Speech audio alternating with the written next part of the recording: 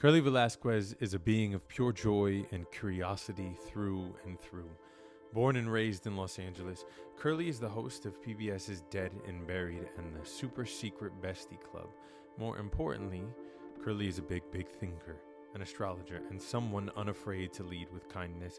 Y'all, I can keep going, but you are about to find out. A lot of times in entertainment, people really enjoy stereotypes. So they really want to see the mean gay guy. I've lost so many jobs because I was like, I just want you to know that I'm not going to yes, mama you. But I realized that is what sometimes people want from people of color. That's what they want from queer people. They want us to kind of lean into the stereotypes. This one is full of joy and laughter, big ideas, and an emoji reading. You will see. Enjoy. I imagine it's also generosity of spirit. Like, we're live, by the way. Oh, we're live? Oh. Hello. I imagine it's also generosity of spirit that someone can sit at the counter and be seen. Like, you're loving on people. Yeah. And people see you loving on them. Not being so grumpy. If there's one thing, I know y'all are LA people. Yeah, like if there's one thing I think about LA, there's a lot of people here who want to be anything but what they are. Oh, interesting. There's so much desperation to be the next thing. Yeah. Like every job is to get to the next place. Yeah. Everything is to get to the next thing. And so we're not satisfied with where we are. And there's something about someone who's, I'm filling up the fridge with LaCroix. I'm sitting here. I am who I am. I'm Joy. I imagine you were as joying as loving as you are right now. Oh, yeah. And someone was like, yes, I want to hang out with that person. Yeah, that person absolutely. gives more than they take. Absolutely. But you know what's crazy is like I've had this beautiful life, like so amazing. Like I will be sitting on my bed looking through my old iPhones, scrolling to the top or whatever, like and looking at old photos and being like, oh, I did all that. So like I was a young teenager, like I told you earlier, and I smelled like urine because I used to do cocaine all the time. I didn't, no me bañaba. I hated showering. I was like, I'm a fucking artist. Amy Winehouse was still alive and well. At the time, she doesn't shower. You don't. I didn't fucking shower. We're both Virgos. I clearly have had this amazing career, just like Amy Winehouse at the time. But like I'm kidding, by the way. But she at the time would wear these ballerina shoes always, and people would be like, "Look at her cocaine stained ballerina shoes." And I used to wear these loafers that I would buy at Goodwill, and I was like, "I'm just like Amy. I have big hair. I have this these loafers. I'm on coke. I'm drinking. I'm doing all these things." But I was very big on career, so I would go bang on doors. I went to go bang on like David LaChapelle's studio door, and I was like, "Can I work here?" And I was working there like 18, 19 years old when we did a shoot with Lady Gaga for Rolling Stone, and this designer named Jeremy Scott came in, and I hit him up, and I was like, "I'm 21 years old. Can I come work for you?" And so I would be this 20-year-old fucking doing key bumps in Jeremy Scott's bathroom. You know what I mean? Like he didn't know he was working. He was like getting ready for Fashion Week and all the amazing things that he did with Moschino and Adidas.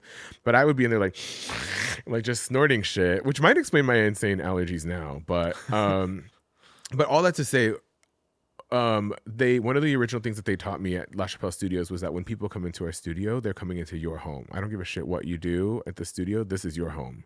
And so when I got to BuzzFeed and I was in their kitchen and I was stocking their shit, I didn't care that I had this amazing career already. And suddenly I was catering to kids that were getting out of college and their first job was editing videos for YouTube.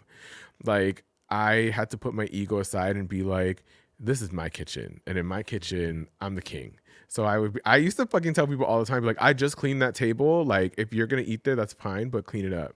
Like a mom, you know, like, está bien que estás comiendo, pero límpiame, como la dejé, como dice yo, you know, like how I did it or whatever. Or I told some girl one time, she put her, I was a guy, he took his shoes off and he put his feet on like, kind of like the little coffee table that we had, but people would eat there. And so I said something like, you better take your crusty feet off of my table. And I felt so bad. I went to go find him later on. I was like, your feet aren't crusty, by the way. I didn't, your feet are beautiful. I just didn't. But I was fearless in that way. Like, I didn't care that I was like, I have a little bit of what me and my friends call like, thank you, Mr. Smith syndrome. We're like, oh, sí, muchas gracias. Thank you, Mr. Smith. You know, like, I had that, but I also was like, pero te me quitas esos pies. Like, you better take those feet off of that table, you know? Anyways, hi, how are you? Thank you for having me. Hi. Introduce yourself. Hi. My name is Curly Velasquez. I'm a Virgo double Scorpio, born and raised here in Hollywood, Los Angeles, and I'm a Latino gay human that's just chilling on this earth, that's like flying through space. Isn't that amazing that Earth is that right now we're like floating, I know, moving also at an insane space. I know. And that at an insane speed, and that if the sun moved just an inch like closer to us, and the sun and the moon moved an inch closer, we would all just be fucked. Which on some days, don't you kind of wish for that? You're like, just a smidge, son, just a smidge. Like today was a little rough. Like I mean, I find myself asking the Lord all the time. I'm like, girl, just hit delete, start again, hit refresh. It's too much, mostly on straight men, to be honest. You want the straight men to you want to do I'm like yesterday, like an Avengers, snap your fingers, straight men are gone. Sitting at a Thai restaurant, and I was like, Lord, I was singing to the Lord in fucking Thai restaurant, and I'm like, take them back, Lord, start again. There's a healing that I think needs to happen, that I wish that straight men would kind of allow feminine, it's not feminine responsibility to do that, but just kind of like allow I wish that straight men would have the sorts of conversations that gay guys do with each other, and queer people get to have with their girlies, and we're just constantly processing. So there's just a lot of things where I'm like, I'll meet men, I'm include gay men in this too. I'll meet men where I'm just like, you're upset, but you don't even know that you're upset. You haven't even built the ability to understand what it is that you're feeling in this moment. So for you, you're like, I'm fine. I'm looking at you and I'm like, you can literally make a diamond in your asshole right now. You're so upset. Like, I don't know what to, like. So what do we do? How do we get them to meet their hurt? I mean, in a lot of ways, I'm kind of just like, it's this weird setup, I think, in the world where men are supposed to act a certain type of way. We want them to act a certain type of way, right? Like, we expect it. And it's this mixture of how do we find the happy medium of enjoying the things that come with being masculine, right? Like, if I'm in the alley with my boyfriend and someone's coming with me, like, I'm like, oh, we're both gonna fight them together, like we're two dudes, right? Like, but at the same time, if I'm like, babe, I'm not feeling some sort of way, I don't want him to be like, you're so fucking sensitive. Like, I don't want that sort of shit. But it's like a happy medium that I think, I just feel like for me, it's just like, just be open to shit. Just be open to learning and understanding emotions and the nuances that come with every feeling all the time. I'm reading this book right now. It's called Down These Mean Streets. It was released in 1972. It was banned in America because it was about a man named P.D. Thomas. It's written by P.D. Thomas, born in 1928. He's talking about his life and his life as a queer man in New York City. And of course it was banned because we, don't like that. Yeah. And he's in 1944. He's a young man in New York City. I mean, it starts back when he's like 7, but throughout the whole book, all he wants is to be deeply loved. Yeah, that's real. He wants to be deeply, deeply loved. He wants his father to love him. There's this line that's so beautiful. He says, "Father, did I do something wrong that I didn't know about?" And I'm reading this book, and I'm seeing myself. This was this is 1944, and I'm seeing me. I'm seeing me in 1987. I'm seeing me in the 90s. I'm seeing me in the 2000s. You're 83, you said? Sorry. 87. 87. Oh, okay. I think so many. It's not just men. It's women too. It's everyone. But when I think about these straight men who are so, can make a diamond out of their tight asshole. I think they just deeply want to be loved. And they want to be seen. Also, too, like, one of the things that I'm learning, when's your birthday, by the way? What's your sign? I'm a double Leo with a Virgo moon, July 28th. I love that. My best friend's sitting here in the couch. She's a Leo, too. Shout out. I mean, yeah, I fucking love Leo. Both of my abuelas were Leos. What are you? Sagittarius. I love Sagittarius. Y'all are people always think Sagittarius are like chaotic, and I'm like, I feel like every Sagittarius I know has their shit together. I don't know why that's a thing for you guys.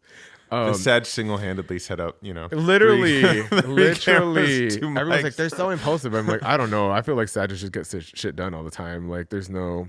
Okay, so you're double Leo Virgo. Yeah. Wow. How? I was about to be like, how's your asshole? Like, how are you doing? That's a very intense sign, but I don't want to ask you about your asshole. But yeah, I think that with all of that stuff, with what's happening with our collectiveness and like the collective and everything, like, it's weird because we're experiencing ourselves in the internet for the first time. Like, we're just in a whole different world of like what it's just like constantly like spinning is what I feel like. It's a constant like circle of like nuance. It's universes within universes of what is right, what's enough emotion, what's not enough emotion, how do we define love, right? Like, what is love, what is being seen. I was talking to somebody the other day because I got out of a relationship where loyalty was super important, right? But we couldn't agree on what loyalty looked like. We couldn't agree on what it was. Versions. Exactly. Like, I think some people think that loyalty is, I have to tell you everything, I have to give you all my secrets, and I think it's important to have your own secret life. Like, I don't need to, if I'm dating somebody, I don't need to know what you look at when you watch porn. Like, I actually don't care. Like, as long as you're not cheating, you're not doing anything illegal, I'm not going to be like, show me what porn you watch. Like, that's on you, boo. But some people need that, and they feel like that's loyalty, where you're like, I need to know, and da da da da. So I think even in terms of how do we heal, how do we grow, and how do we grow with each other in relationships, like we were talking about earlier, like, we can't even agree on what certain words are. So how do we? Yeah, the great I say that, like, bodies of culture are the greatest mathematicians in the world. The amount of, like, thinking, am I enough here? Do I do this? What tongue do I speak? What language do I speak? Yeah. Where do I go? Is it hi? Gracias, Mr. Smith. Yeah, like, yeah. But also, like, get your feet off. That we're constantly doing this math. But I also think this is true as people. It is this spinning wheel of.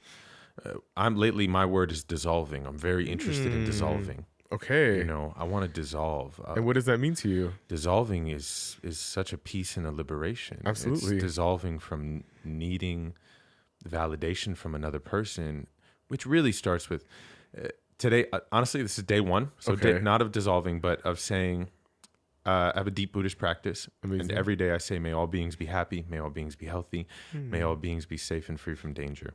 Rarely do I ever say, may I be happy.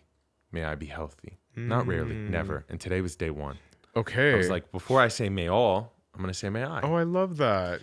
Well, you're a part of the all, and the all is part of you. So, right. So you're kind of, I am a little bit of like a mischievous spirit, I would say. Like, if we were in a forest of like fairies and elves and all this stuff, I would be one that's like, I love mischief. So like, I can pray for the well-being of people in my life, but I also would love for some of them to trip on their face and chip a tooth. Like, oh, I would love that, But my bruja, shout out to Monte in Mexico City, she's like, don't do that, Curly. Like, don't wish things on people. Like, instead, if you have a coworker at work who is giving you a hard time, wish for them to have success somewhere else. Like, wish for them to get a brand new job so that, you're sending them good energy and you're getting it back, And then, or if you are dealing with an ex and you're just like, I'm sending them so much love. I hope that they find somebody who is, I hope they're better than me. I hope they're amazing and they find love that heals them so that it comes back to you, because I'm on the thing where I'm just like, oh no, I would love to, see them suffer and see, I'm still a part of that sort of energy, right? But I think we need both. Like, I like being petty in my spirituality. I think that's why both spirits, when I practice or when I pray, I think they fuck with me because they're like, that guy's so sweet, like, he's so nice, he's just the nicest thing. And then I feel like the evil spirits are like, yeah, but he also thinks some crazy things sometimes. We like him, he's a little crazy, like, we need the trickster, we need the fool, we need the tarot deck. I love that, the trickster. The tarot deck only works because they're all there. Yeah You can't just be one thing. You need every Absolutely. ingredient in the soup. And I think that's what dissolving is. I think that's what emptiness is. I think that's what this spinning thing we're all talking about. Like, there's a lot that goes into to being in this world and trying to, I don't even like to use the word heal, just trying to be free. Can I ask you about this word dissolving? Yeah. Have you ever put like a piece of bread in water and you just like watch it? So I don't know why I was thinking of like Wonder Bread. You just throw it in and then it just like dissolves. So it like doesn't cease to exist. It just kind of is in this whole different, it's just kind of more open and spread out and dispersed, right? Yeah. But then dissolving can also be something that kind of is maybe like a droplet of water, right? And maybe like evaporates, like, and it still doesn't change forms. Do you feel like when you say dissolve, do you feel like you're like just kind of letting down your guard a little bit and opening up more? Or do you feel like you're kind of like, are you ceasing to exist as a sole person, or do you feel like you're suddenly just a part of everything? All of the above. So I think it starts with letting down the guard. Okay. If that's all that happens, is my heart opens more and the many masks start to disappear and the many roles and costumes start to dissolve. Yeah. That's huge. Yeah. And then also if the idea of, Chris has to be this, has to work this way, has to wake up this way, has to do this, my bio, if that starts to dissolve and I transform into this other thing that life needs me to be. Yeah. That's cool too. But I think it starts with just putting the Wonder Bread in the water and watching what happens. Right. Yeah, exactly. I mean, I feel like that's all of us. It is related to my idea of death, and it's not my idea. Same. We don't disappear. You change. Well, I often think that, and I love, by the way, started reading a new book. I started reading a book about Buddhism like months ago, and then I just picked it up again. I pulled it. I was like, I really got to get into this. I couldn't tell you the name. It's like for beginners. It's like a gold book with like a goldfish on it. Okay, I don't know. Goldfish with goldfish. Yeah, but it's basically like, I fucking love it because the way they break things down is really amazing. But I, since I was very young, have always tried to give meaning to like, what is spirit? What are we? We were talking about spinning in the universe, right? And like, I'm like, is this a simulation? What is consciousness? What is it to be alive? Why am I aware of myself? Like, where does the soul stop? Is that insect? Is that little mosquito that I just killed? Like, does it have a spirit? Like, is this, or is it gone because I smushed it? Like, what is God and all these things? And so I feel like when I think about Buddhism and I think about death, I do think about it as like dissolving. I think of it as like cups of water, and then we just get thrown back into the ocean when we die. But I selfishly, through my ego, I'm like, but I really like this cup. Like, I want to hold on to this cup for a little bit. Can I have it? That's it. We love our form. Form is really safe to us. I mean, we were talking about relationships earlier, and that's what people think they're getting from a relationship is some sort of container of form that feels safe. Yeah. And then what starts to happen is you realize that form could never give, and so other than you have to think about paying rent and doing this and and all of a sudden this person you met is not holding you in that way because you're not a containable thing. Mm-hmm. And that's where we start to suffer is we think we are one thing. I really genuinely believe there is not a term or an identity that can hold any single person. Mm-hmm. And it's far more exciting to take off the tight shoe. That's how I think of death and tiny deaths. Like, it's like taking off a shoe that's too tight. Yeah. Just but what if you like the little tight shoe? Look, there's a lot of nice shoes that are a little tight. You can ask a lot of my friends. And yet, at the end of the day, it feels nice to take it off. You're right. When you put it on, you look good, you feel good, you go, you perform, it lifts you up a little bit. Yeah. But when you get home and you take off the tight shoe, you know what it's like to just be exhausted and crash. I'm kind of mad at you for being right about that one. It feels nice. Because I'm always like, looks beauty before... pain before beauty. Pain before beauty, exactly. Beauty before pain. Like, who's a shit? Fucking throw that shoe on and get on that stage. But you being like, but doesn't it feel good when you take it off? I'm like, ugh. Performing feels good, and it also feels good to rest. I am a performer. It's what I do. Some might say this is part of performance. Yeah. When we leave the house and we think about our outfit, we're always performing in many different ways. And I'm looking for more moments in my life where I can dissolve performance. Same. That's actually why we were talking about this earlier. Like I'm a Virgo double Scorpio, which means I just like naturally, if we could do this and just talk and sit in a corner and just have conversations, like I thrive in that. I love that so much. If you're like, hey, do you want to get on the stage and host something? Like I will say no more oftentimes than I say yes, because I just get terrible anxiety. Like I don't want to be like out there, like I just want to kind of hide and I need to figure this out. I need to figure out what this universe is and what simulation I'm in and all these things. Interestingly enough, when you're a Scorpio moon, I think you tend to be in what they call your midheaven is in Leo, and Leo means that you kind of naturally will kind of get attention whether you like it or not. Was that in my ears or? That's a baby outside. Oh, there's babies outside. I love that. I was like, did you add in a baby effect? Or? Tell me about your love of my astrology. Love life? Oh, okay. Or your love life. All of the above. My love of what? I have love of plenty of stuff. So right now I kind of like, I'm what I'm calling myself an accidental astrologer. I don't know much about it, to be honest. I literally just know enough about it. And as a Virgo, I just have a lot of opinions on shit. And so people will be like, what do you think about this? And I'll give it to them. And I also think that that's been my humor for so long. And that's where I was going with what I was saying before, trying to marry who I am in real life, like that I just want to sit with who I am performing wise. Because for the longest time too, I, at BuzzFeed, played the sassy gay guy. And I'm actually not that sassy. Like I'm maybe sassy with some of my best friends to play with them, but if I meet you, I'm very celebratory. I'm very much like, oh my god, like tell me about you. Like I want to hear. But I'm not mean. But a lot of times in entertainment, people really enjoy stereotypes. So they really want to see the mean gay guy. I've lost so many jobs because I was like, I just want you to know that I'm not gonna like yes mama you. Like I'm just not. I'm not really like a yes. I'd be like, you look beautiful, you look amazing, but I'm not like and I'm glad that queer people like that exist, by the way. Like we need them, and it's nice to see it, but I also I can't give you that. But I realize that is what sometimes people want from people of color. That's what they want from queer people. They want us to kind of lean into the stereotypes.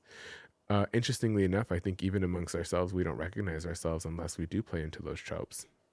Facts. It relates right to that whole straight men thing you were talking about, being tight as hell. Absolutely. Yeah. They don't even know the role they're playing. Yeah. I think my whole thing is like, I don't care what you are. If we could just tell me you can throw down. Like, can we fight? Are we going to like protect ourselves and each other? Like, that's all I want to know. Like the minute when I date guys, like I'm kind of thinking about it now. I kind of gauge off of like, can this fool protect me in an alley? Like, can we fight together in an alley? Because if you're too sweet and you're too nice, we can't be two sweeties out here, like not throwing down. Because I'm always like, I wear glasses. You knock these glasses off of me, I'm out. I have a fucking stigmatism, and these are high-index lenses, so I can't see shit. Like, you're gonna need to throw some bows if like something happens. That's how I gauge. So you're looking for a kind best friend. Dream freak protector. You know what stereotypes I want to fucking live in? I want to like get into my boyfriend's fucking Yukon Denali from like 2006 with like a fucking either a giant LA sticker on the back of it or a fucking Raider shit, and hop in that stuff, like play whatever we're listening to, and just have no fear. We have a gat in the glove compartment with La Virgen de Guadalupe on it, and I'm good. I'm happy. The call has been played. The universe is listening. People are listening. Does that age me to call it a gat? By the way, like, do people still say gat? Like, the perfect person for you does, and they're there. Yeah, I'm so dead. I think I heard Lil Kim say "gat" on the lap like in 2006, and I think it just stuck with me. Like, shout out to Lil Kim. Lil Kim is it Foxy Brown who woke up and was deaf? Foxy Brown. Insane.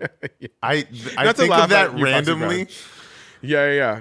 Often when I wake up and I'm not deaf. Yeah. You got to be thankful. I think of Foxy Brown.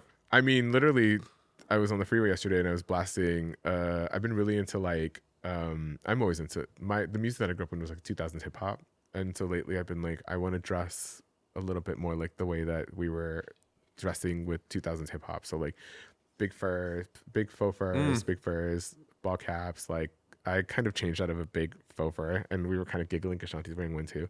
But I was driving and I turned my head to look over me, and I realized that I can hear better on my left ear than my right ear. And I was like kind of thinking about like, oh my God, like what is happening to me? What is going on? Like I'm aging basically is what's happening. But what's the hip hop you were listening to on the way here? Oh my God. So I'm a Yin Yang Twins, Missy Elliott. This morning, I actually was thinking about what videos I have this thing where I think whenever I hang out with someone that's young, like a Gen Zer, and they love, whether they want to hate on millennials or not, they love our culture, right? They love the way that we dress. They love our music. And there's some songs that I'm like, oh, you don't know about this song? Like, what do you mean? And so I don't know if you remember this, but there was a period in the 2000s where a lot of producers were kind of using like classical music in the beginning of their tracks. Like one off the top of your head is the violin of like Cisco's Thong Song, right? Cool. Like the violin kind of a thing. So there was a period. So I was listening to Missy Elliott today, and she has a track with Nicole Ray. And it's called like All in My Grill. So it's like, why you all in my grill? But when the beat drops, it's like a classical like, I don't know, symphony over a hip hop beat. And Timberland? It's like, I'm sure. But I'm like, oh, like these kids would never know about this dope ass beat. Like they would never know, because what are they looking at? They're looking at all the top 10 hits.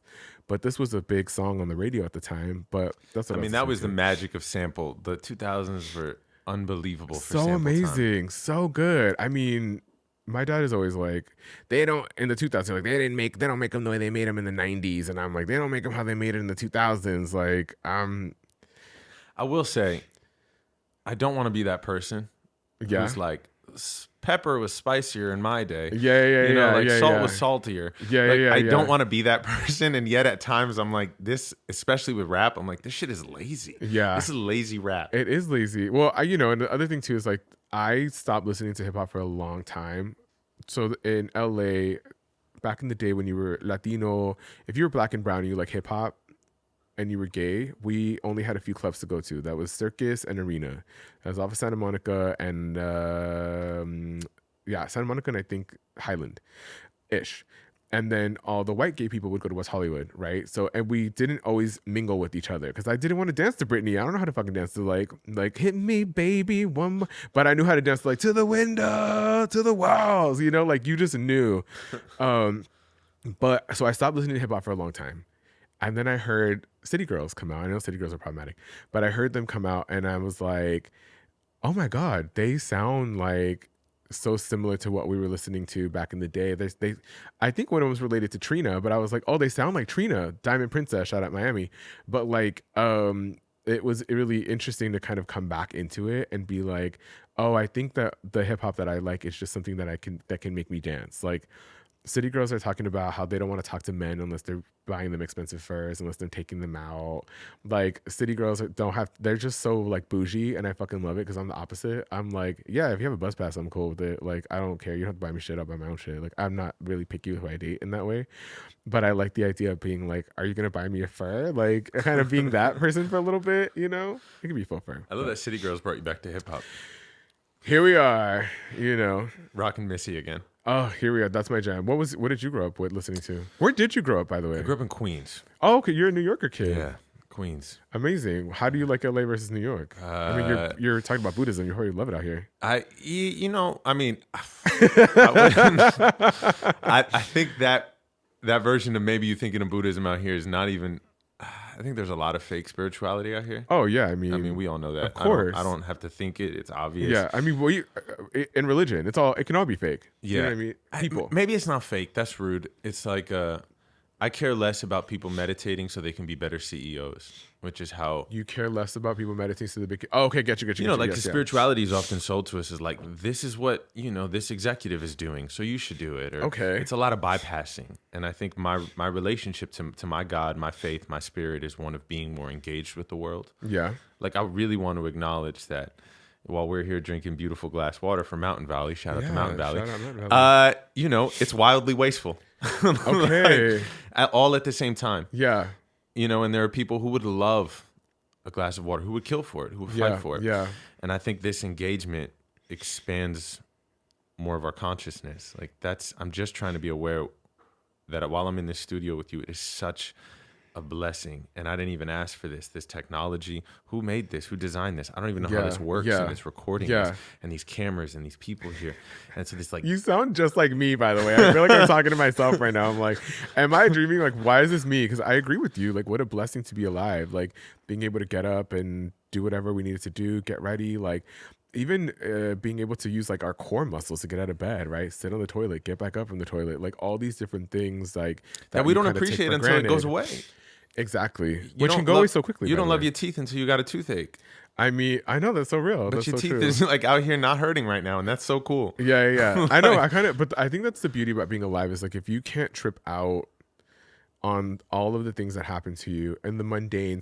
My cousin, I just got back from Hawaii. My cousin asked me like, by the way, thank you for ADHDing with me so hard in this conversation because we were just going everywhere. I fucking love it. My cousin, she was like, what do you prize the most in life?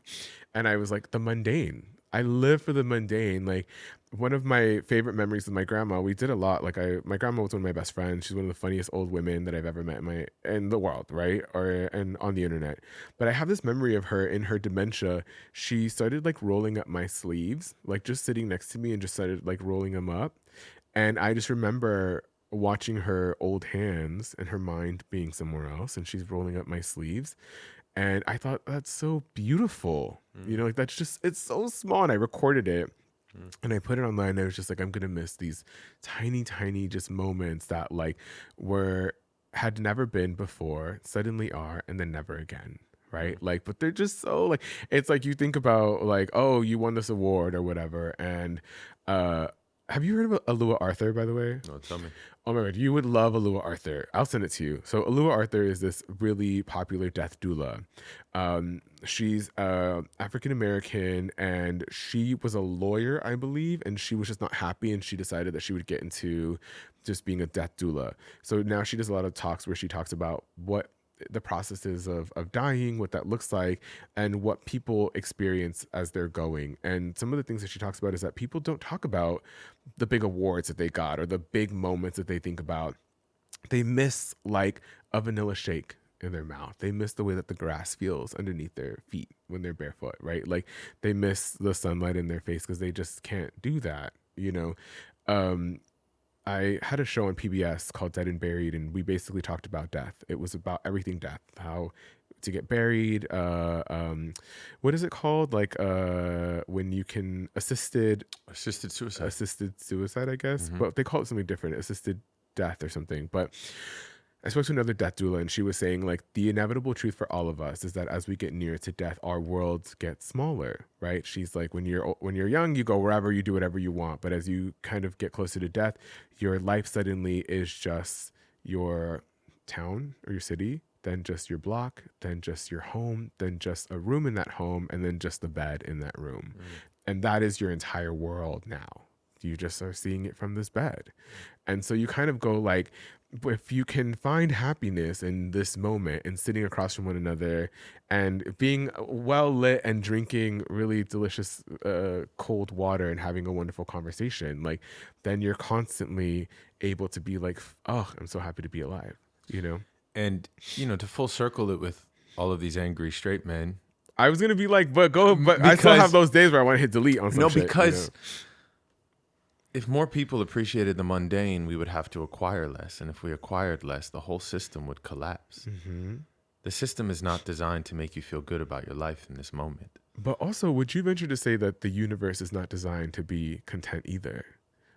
I think the universe is designed to be content. Okay, see, so I have a theory that the universe, as we know, people talk about how it continues to expand all the time, right? I think that you can find all the answers of God and the universe in nature. And when you look at a tree, you look at plants, you can see that they're constantly wanting more energy, right? They want sunlight. So or nutrients. They dig deep into the earth with its roots. They stretch out to other trees to connect, right? Because they want to know what's up with that tree over there, because that tree sometimes gets more nutrients or less, right? They go high up into the sky. They stretch their branches to get more. They get leaves to get more light, and then they get flowers to get more light. Like it never ends, right? And if you go into a forest or a jungle, you see that they kind of connect and keep expanding. And so I have to believe that the universe, like our minds, consistently want to keep growing. We want more. And so I think that, you know, they say that we're God wanting to experience different things, right? Like we might get a paper cut, but your paper cut might hurt more than mine does.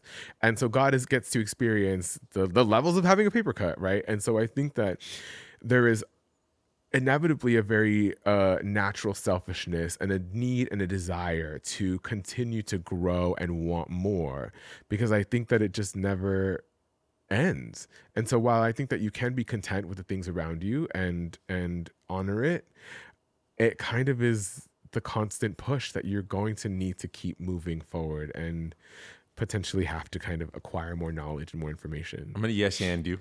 Do it. We can duke it out here. I break this bottle. We're talking about like God and the universe. What I think you described really beautifully was collaboration and cooperation, which we lack so deeply because we think we're separate beings. What this forest thing you're describing is saying, you give me, I give you. What the forest does so beautifully is the old growth and the new growth. It like embraces death. You die here so that mushrooms can grow here underneath you and new life can grow above you, right? They need the death, and it's all in this. We don't like put death in it. The forest never puts the death in another room and says, I forget about you. Let me bury you in the ground and not think about you. It's like, I keep you on my left shoulder. I keep you underneath my feet. I love that. You're here and you remind me how beautiful it is. And I love that. We're all growing together, not single-handedly. Yes. It's this expansion that's communal and collaborative. Yes. And so if we are designed to grow and evolve which I also think dissolving is the number one way you can expand as far as you can expand, because Yeah. this bottle can only be this bottle, but if we Yeah. shatter this bottle, it's Yeah. everything. By the way, we're not high. This is It's 11 to a.m. LA. Yeah. Fucking stoners out here. Like- We're not high. This is I'm sure this is normal me, by the way. I'm sure this is normal you. Like, dissolving to me is the largest expansion you can have, because our containers are so contained. 100. Beyond the container, when we start to collaborate, and I actually start to believe that, like, no one in this room is separate from me. Yeah. And that your immense growth is my growth. Absolutely. Your healing is my healing. Yes. Your deep love. You Yeah. find the cat Yeah. with the truck, with the Denali, Yeah, with the gat. absolutely. You know, Gat on the lap. Lunatics in the streets. that Gotta keep the heat. You happy? Yes. I'm happy. Absolutely. But I thought the point that you were making was that, like, we need to find contentment and kind of like that moment of not collecting more. We become more. We don't collect more.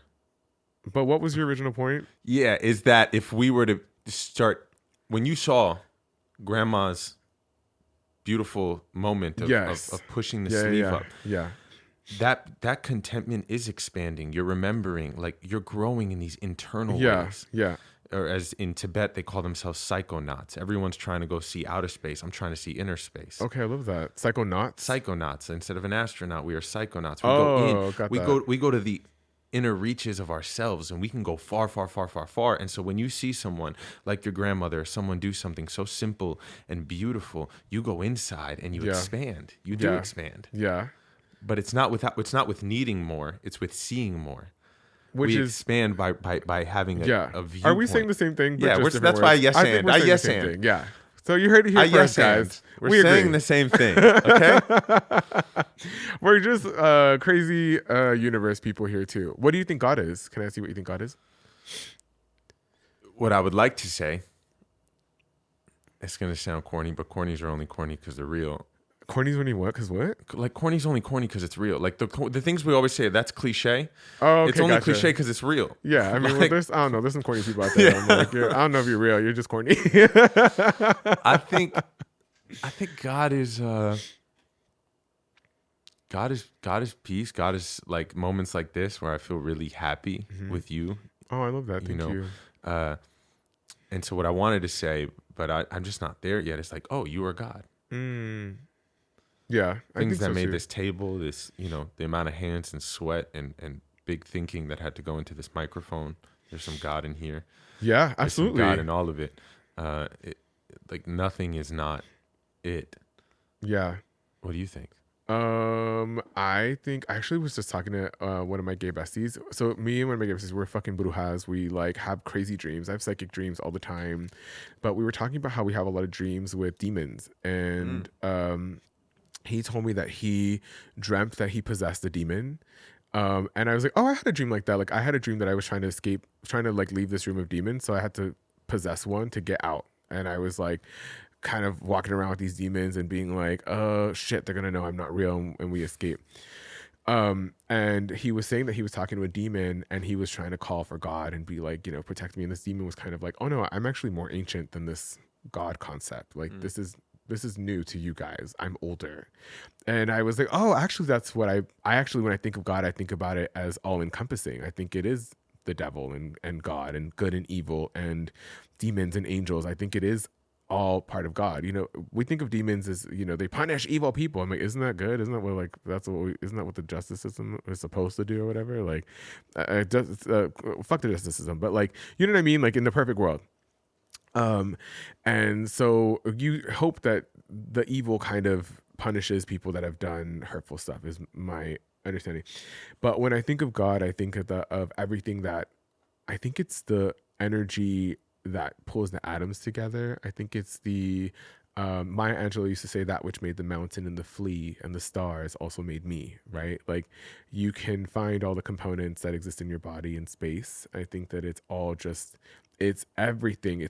But unfortunately, it's not just what people think is good and what people think is, because I also think evil is a human construct. I think we change our minds constantly in what we think evil is. Everything that a human does, you can see it in nature. Like, whether it's like femicide, whether it's assault, whether it's, I believe that there's data that certain I think it's dolphins will commit certain amounts of genocide. The only thing that I haven't done research on, which is I know I think that's an intense thing to say right now too, and I recognize that, but I think I haven't seen like suicide in animals, but there's some data that suggests that there is. Also dolphins. I think so too, Yep. right? Like meerkats, the queen bee of the meerkat, she'll kill the other babies, so that the other female meerkats will help her raise her babies. And so I just have to think like, but that's all God, right? Like that's all in nature. But then I take it a step further away from that, where I go like, but then what is consciousness? Because we go like, I'm not going to kill your babies, so you would help me babysit mine. Like, so I wonder if God is the energy. Like if God really is just the energy that makes everything, and then the consciousness that was born of that, like what is that and who is that and what's going on there? I saw this random TikTok where they were like, aliens don't go around the universe looking for life. They know it's out there. They go around looking for consciousness. We don't understand. Nobody understands how it's formed, where it comes from, who is it created. Like, there's theories about people eating shrooms, and then that's how humans kind of got their consciousness. Do you shroom? Wait, that's a story? Have you heard that? Like, there's a No. theory. There's a theory that early humans developed consciousness because they were eating shrooms. Like, they were just eating it. And so, like... So we're like cave people doing cave type things. Yes. And then we're like, shwee! Do you do shrooms? Oh, yeah. Do you do ketamine therapy ever? I have not. Oh my God, But I'm starting yes, continue, because I'm starting a new show where I think I want to record myself doing some sort of there's this high dose therapy. You should do like a little bit of ketamine therapy. Like, not should, live your best life. I'm not gonna tell you what to do. It's so beautiful. Like, I do it. It's prescribed by a doctor. I'm sober like 10 years, and so I can't do things to like have fun, but shrooms and ketamine have helped me just build more spirituality. And so I'm like what they call California sober, I guess. Ketamine does this amazing thing where it and shrooms too, where like it'll develop like a new lane in your head, almost a new idea, that when you come down from it, you can access it again and you can find that feeling, which is really beautiful. So like I was on ketamine the other day, like a couple months ago, and I, for the first time, it's a dissociative, so like I witnessed myself not as me, but as like somebody just looking at me, and I was like, oh, that guy's kind of cool. Like, that guy's so chill. Like, who's that guy hurting? Like, he's cool. And I had this moment of being like, oh, I love you. Like, just super simple. And I felt it, and I was like, oh my God, like I love you. I love myself. And then I came down from it, and I was like, I know how to find that new space in my brain where I'm like, oh, I love you. Like, and I think that's kind of like what I was thinking that early cavemen were doing, where they're like, oh shit, I love you. Oh, what is that?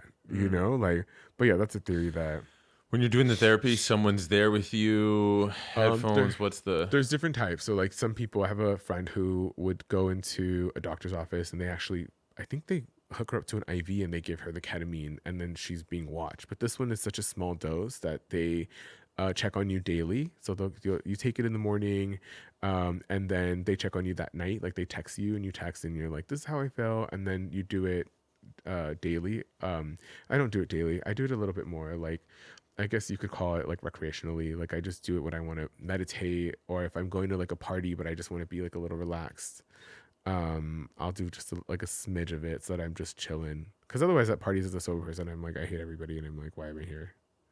Yeah, I've thought about doing so I'm making this show about having a year left to live. Okay. Do you have it? Are you okay? I mean, I'm fine. I want to theatricalize giving everyone in a room a year to live. Okay. Amazing. And what would you do? Seeing what happens. Oh, it's a whole bunch of stuff. I'd probably masturbate a bunch for like the first. I think I would spend a week masturbating probably. You think you'd spend a week masturbating? Yeah, A full 7? I think I would be like, this is what I'm doing for a week. And then I'll go out into the world, and like, I think it'd probably be a whole week 2. And then I'd be like, you got 2 more. Wait, week 2. Oh, week yeah. 2, yeah. And then I travel, because I feel like I was a fucking nun for so long. Because for 10 years I was a nun. I basically didn't smoke, drink. I wasn't fucking. I was just like, and then I had dinner with somebody from Europe, and they're like, are you even alive? What do you mean you don't drink or fuck? What the fuck are you talking about? One European changed you from nunhood to this? Yeah. I mean, funnily enough, nuns changed me too, because I wasn't smoking either. And I went to go visit a bunch of nuns, a friend of mine. And the nuns were like, hey, do you want to smoke behind this dumpster? We're not allowed to smoke in the convent. And I was like, yeah, fuck yeah. And I was smoking with these nuns behind the dumpster. So it's funny that you would say that. That's amazing. But yeah, that's what, and I'm thinking about doing some sort of recording some high assisted dosage of some hallucinogenic or ketamine. And you're like, whoa, bro. Well, I don't know about you, bro, because if you're already tripping on the microphone right now, you might not finish an episode if you're high. You might be like, wow, this is easy. No, it would not be for the episode. It would just be like with a doctor. You know, they do these hero doses where you sort of practice death. Okay. Oh, see, I don't that's the drug or whatever. Have you heard of that one too? No, what is this? There's this drug. So basically when you Don't die, want anything called death drug. well, it's like when you die, your DMT. brain, yes, Yeah, your I brain smoked releases DMT. this thing. Yeah, It's like, yeah. have you done it I before? have. Did you die? You don't die. I mean, you just release this thing. Apparently, What'd you see? 5 minutes. I did the active. I've done the one made in a lab, and I've done the only natural form of it, which is a toad medicine called bufo. Oh yeah, I've heard of that one too. So I've done bufo, and bufo is some shit that So wait, did you see? What'd you see? she put on some Alice. Listen, editor, you're gonna put this on. Ready? I'm gonna take you on this journey. She put on some Alice Coltrane, Journey to Sukananda, and her name is. Should I say the woman's name? Lisa. Her name's Lisa. She's great. She has this beautiful purple house in Venice. Wow, Lisa, she's a pusher, toad pusher. And I just said thank you for 15 minutes. I like blasted off and I said thank you. I hope those are my minutes. last words. I always think that I'm like, thank you, thank you, thank you. I don't know why I'm like, thank you. That's it. I was just weeping out. and saying thank you for 15 minutes. Wow, because it's so dope. Like being alive, the simulation is so dope. Everything is so beautiful. I think I've been trying to crazy. run back to that gratitude ever since. It's and you'll get there. I think you live in it. Apparently, I mean, you're already there. I mean, you were talking about God being in the microphones earlier, so I think you're there. Oh yeah, what did I want to ask you? No, but did you see like a white light? Did you see an angel? Did you see like? I didn't have visuals in general. I've done a lot of mushrooms in my day. I'm not a visual person. I'm not a visual either. Which I think sometimes maybe I don't know. I think different brain. That's all the journey. Yeah. I don't do visuals. I do feelings really intensely. Me too. Yeah. Really me too. intensely. Same. Yeah. I'll feel everything, and I'll be like, I feel so connected to. I'm also not like you're saying I have psychic dreams. I don't have big dreams, and when I do have vivid dreams, I feel like I just like ran a marathon. I wake up and I'm like, I was gonna say, I think. I always joke about how I'm always forever sleepy. I'm always forever sleepy. Like if you leave me in here long enough, I'll fall asleep in there. Like I just fall asleep all the time. But I dream vividly all the time, and I think that's probably why I actually. That's a workout. Oh my god! But I'm just like, I was just in Hawaii. Like I told you, and I dreamt that my tia was whispering in my ear twice. She told me something, and then in the next dream, she was like, oh, ya te conté, and like, did I tell you already? And I was like, sí, tía, ya me contaste. She's like, bueno, te voy a decir. Like she was like, it's like she had something going on with her, but they have it contained. And so I woke up and I called my mom and I was like, I had a dream about Tia, and they told me that it's contained. And she's like, that's exactly what is happening. I just didn't tell you. And I'm like, oh yeah, I think she's fine. Like she told me that's but I'm like out here. And then, I'm out here like dreaming about people, and I'll know when my other tia that passed away, before she got like severely sick, I dreamt that I found her in a long white hallway. And at the end of it, there was this beautiful garden. She's sitting there by herself. And I was like, what are you doing here by yourself? And I ate lunch with her. And when she passed away, the week before she passed away, or a few days before she passed away, I dreamt that we were eating again. But this time her hair had grown back, that she had lost. The hair that she had lost through her chemo had grown back. And we were at the table with all of our family members, which is fairly common. I heard that people dream. I didn't know this at the time. And we were all there, and she was at the head of the table, and then she passed away. So like, I'm like, I understand my signals of when I am going to see them. And then I wake up like hella, like kind of sleepy and tired. But I think that it goes hand in hand with the shrooms and all that stuff. Cause when I'm shrooming, I'm like, I want to know what my past life was. And I just am like, shwee, I go back. Do you think you have past lives where you're? I believe in so many past lives, like more than the human brain can comprehend. What was your favorite? Do you think is your favorite past life? I know that I was in the Greek times, and I know this because I've had the real blessing of performing at the Getty Villa multiple times. Okay, amazing. And every time I'm at the Getty Villa and I walk amongst these sort of statues of people's heads, these busks, and I see these animals, and what did they love? They loved performing, and they loved wine, and they loved the body, and these are things I love deeply. I love performing and art and theater and wine and the body, and I look at these busks and I see myself. I see my nose. I see my my features. I see my hair, and so I know that was one of them. Amazing. For sure. I love that. Other ones, I don't know. I've been everyone's mother and father, you know? Yeah, I Like, feel that way too. Yeah. I had this crazy past life dream when I was a kid, very young. I dreamt that I was kind of all my tattoos that I have now were actually like jewelry, and I had like jewelry in my hair, and it's kind of long. And I had a friend with me who in this life is a woman, but in that life was a man. But I recognized this man as this woman. And we were in this beautiful like beach, like with beautiful waters, and behind me was this jungle. But I remember this jungle had two white pyramids, like just super white and shiny. And then I heard like this explosion, and I told my friend like, don't worry, because whatever exploded is, and people were screaming, and I mean, whatever exploded is actually in the city. It's not where we are. We're on the coast. Like, don't worry. And then I turned around and there was this like giant wave, and me and my friend drowned in this wave. And I remember trying to get back up to the water. And then when I came back up, my friend was dead. And this black gentleman, who I think my guide is is an older black gentleman. I call him playfully Adam. I just call him Adam. And this man told me, pick your friend's body up and put them on this like shield thing.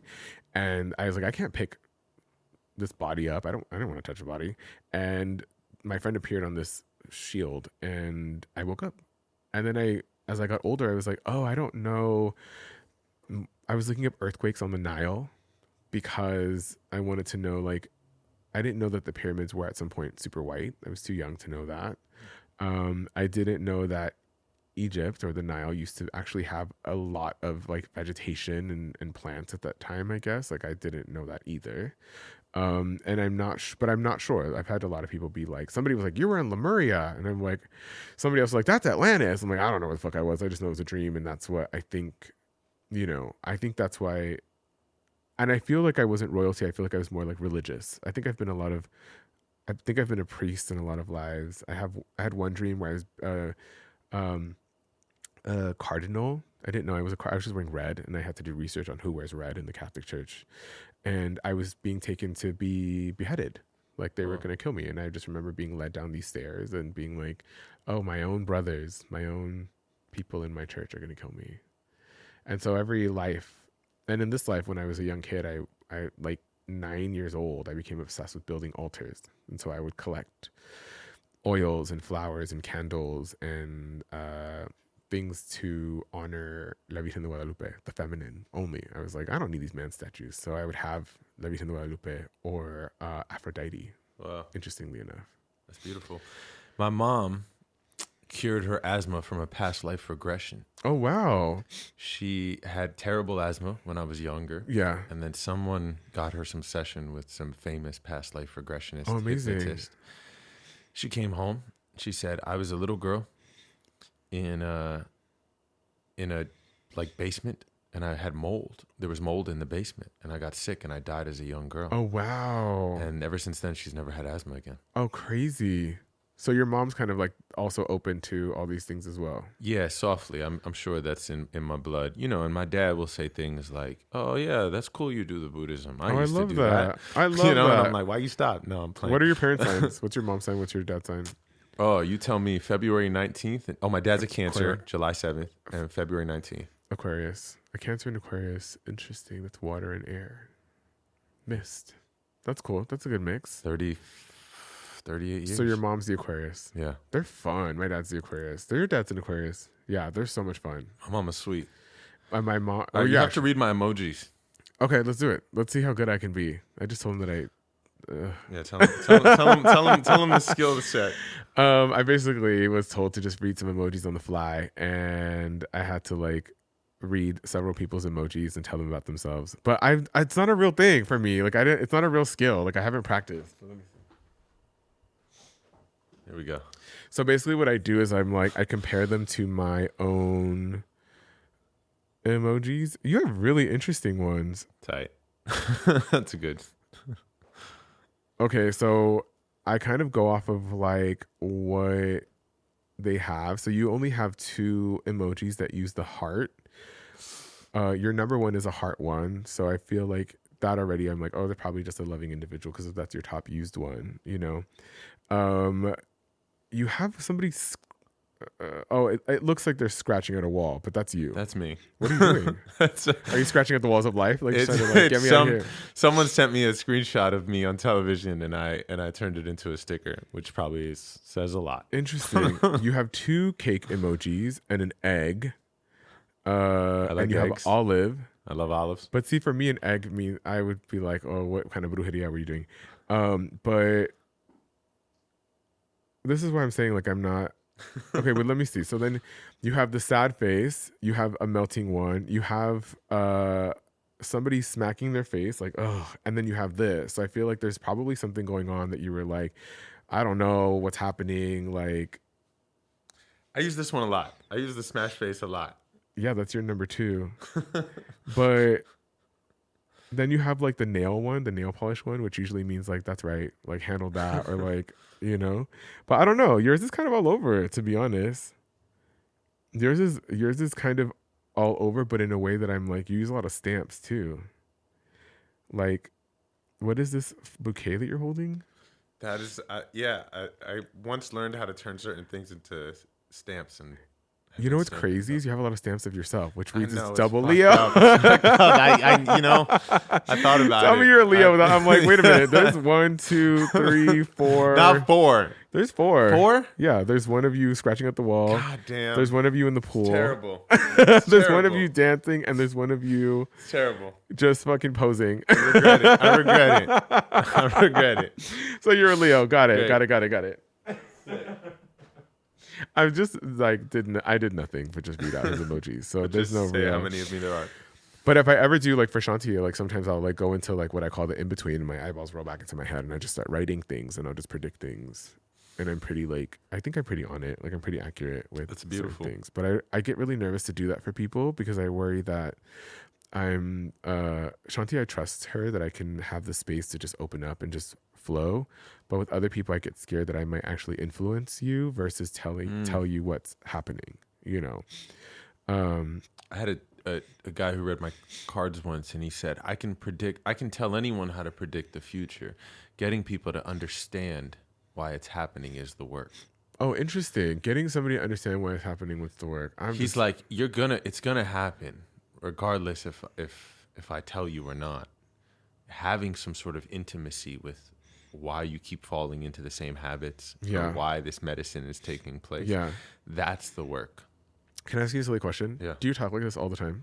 Do I what? Do you talk like this all the time, like about all these things? Because I do. Oh, yeah. I think Jordan's like, yeah. I literally had a boyfriend one time. We were Jack in the Box, and he was like, why can't we just have a normal conversation? And I'm like, no, because what is the universe? I'll take a sourdough Jack. But like, what is the... So I'm like, I just think it's really funny when you meet other people that are like, oh man, we're just always in our heads. Like, yeah, but I'm also reading this book right now called On Mysticism. And he does this comparison to... How often are you reading? Sorry, to ADHD. I read every day. How many every day? Yeah. How many books do you read?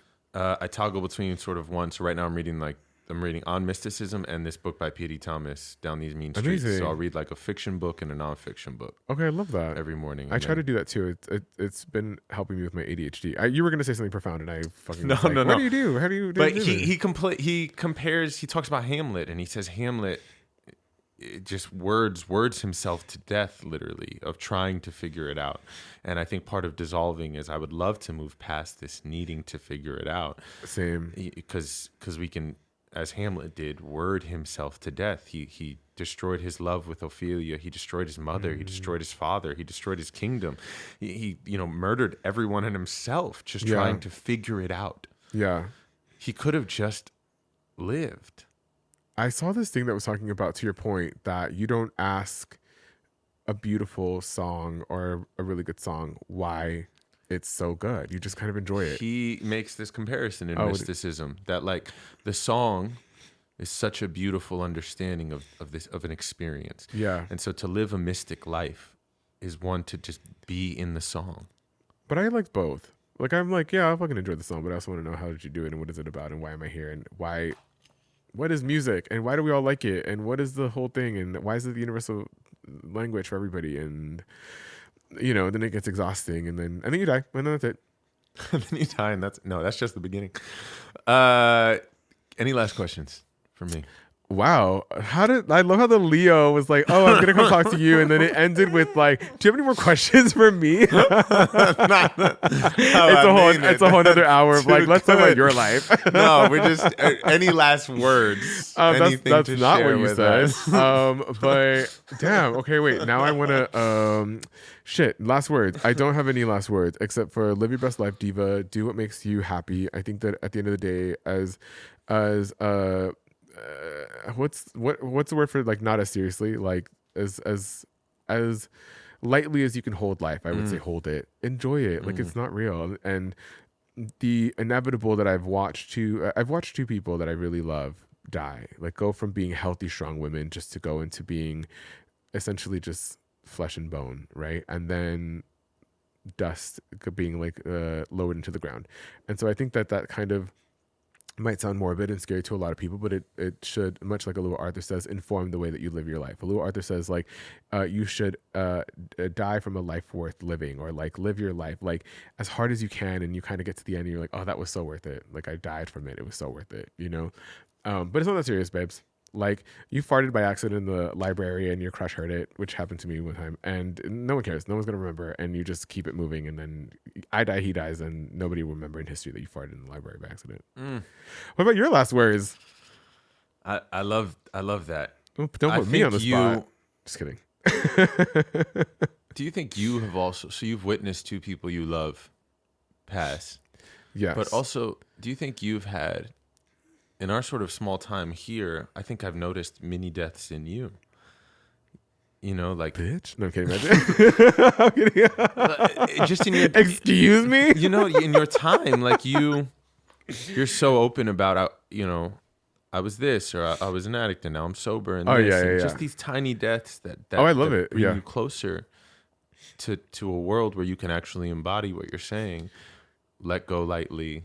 Hold on, live deeply, let go again. Because it's not real. I just feel like none of it's real, which is why, like, you know, we were talking about some guy earlier who was telling me that he wishes I was more passionate because he wanted me to get jealous. And I'm like, it's not real. We're going to die. If you want to go date other guys, go date other guys. I don't give a shit. Like, I don't care. It's not real. Like, we're literally, you know, we're all, I hate to say it, but we're all dying. Like, why? I'm just going to live it up, and I'm not going to take things too seriously. And sometimes it's hard to not take things too seriously, and you get into heavy anxiety and things hurt. It doesn't take away my humanity. Like, you know, if I'm heartbroken or if I'm worried about money and all those things, I'm not going to be like, well, who cares about bills? It's not that serious. But yeah, all that to say, constantly evolving, constantly moving. I yearn for more knowledge. I learn for more growth. I am much like the universe and the trees and the forest and the jungle and, you know, all that stuff, just wanting to keep learning and growing. And then when my time's gone and done, I hope that I get to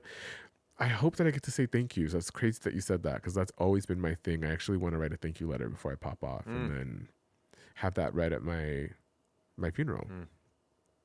I like swallowed deeply when I said that. I went, I love it. I can't wait to read it. I mean, who says I'm going to go first? What the hell? I'm just saying, you can write it. You don't have to write it. You don't have to write it on the day you die. You can write it before. You can write it right now. I hope to read everyone's thank you letters. I'm so dead. I want to read everyone's thank you letters. I can't wait to read your death letter. I'm like, why do I have to go first? You know, I'm writing this performance piece, and I think that's beautiful. I think we should all write our thank you letters many times. I mean, so far you showed me an emoji list of just photos of yourself. You asked if I had more questions about you, and then you're assuming that I'm going to die first. Everything's about you on this thing. And on that note, no. But thank you. Thank you for having me. I really enjoyed this conversation. It's really beautiful it's 12:21. Beautiful time to end this on a Saturday morning in Los Angeles and just talk about atoms and trees and roots and the universe. You know, we say thank you a lot in a day. A lot. All the time. You get a coffee, thank you. This, thank you. Someone holds the door, thank you. How many times do we actually say thank you? Like really take the moment to thank that person? Oh yeah, I do. Yeah, I do. Sure you do. You know what I don't say a lot? Please. I never, whenever I order something, I'm like, can I get it, da-da-da, please? I never say it. I don't know why. Do you say please a lot? Can I please get it?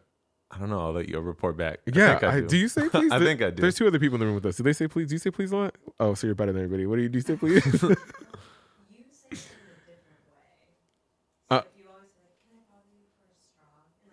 Oh, that's true. Yeah. Oh, Is that a doing the please? gesture, doing the Yeah, whole yeah. Is that a impersonation. please? Can I bother you for a straw?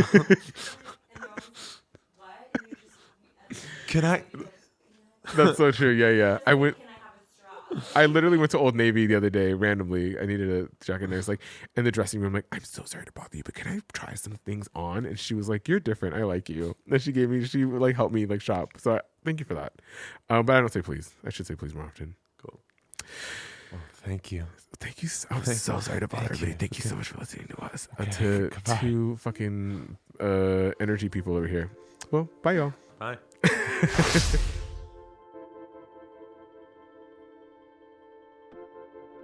That's our time. Till next week. In the meantime, subscribe, like, share, comment. Send us an email at brownenuffproductions@gmail.com. I will see you next week. Much love.